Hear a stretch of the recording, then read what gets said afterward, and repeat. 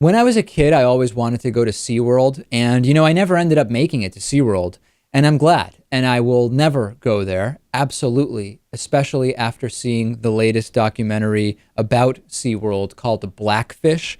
I've been aware of the treatment of whales, of orcas, killer whales, for some time, but the documentary Blackfish, which streams on Netflix, and I encourage you to watch it. I watched it a couple days ago. Lewis watched it last night.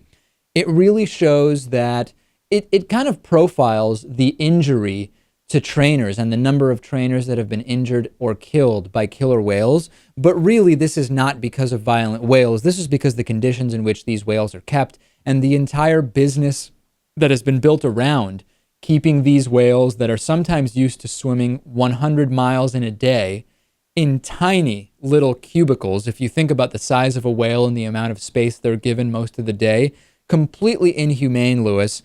This is a huge problem. SeaWorld is not an ethical business, period. Keeping whales in these conditions is just not ethical. Yeah, I'm totally against it. I've been against this type of thing for a while. Zoos, I put in the same category.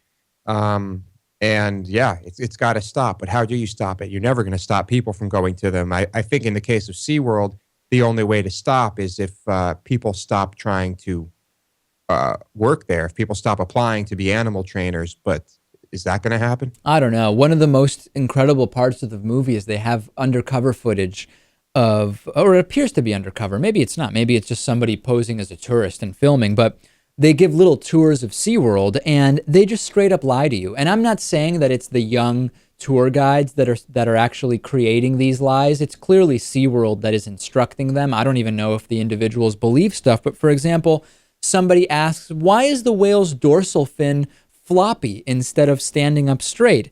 And they say, oh, in the wild, actually, 25% of killer whales have floppy dorsal fins. Completely untrue. Actual research shows that in the wild, only about 1% of killer whales have floppy dorsal fins, but in captivity, tons of them do. Then they ask, oh, well, what's the lifespan of a killer whale? And then this is just amazing. At SeaWorld, there's video of this in Blackfish. They say, oh, in the wild, they live like around 25 or 30 years, but here in captivity, because of the great medical treatment that they get, they can actually live longer, like 35 years. Flat out untrue. Google it. The average male killer whale can live, let me back up.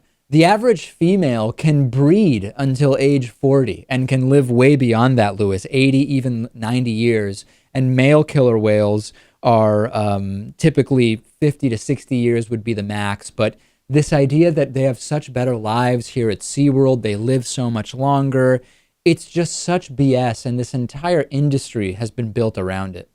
Yeah, it's all crap. I hate it, and it is totally inhumane and ridiculous. But it's big business, and big business is hard to stop. And just look at how these whales communicate, right? Non-repetitive, non-overlapping vocal communication that is the closest thing. Marine biologists hesitate to truly call it language, but it is the closest thing to language that exists on this planet outside of humans, certainly within cetaceans, including killer whales. And it's just amazing that they're in these conditions. Any human in equivalent conditions would also go nuts and turn violent even without a kind of a predisposition towards that.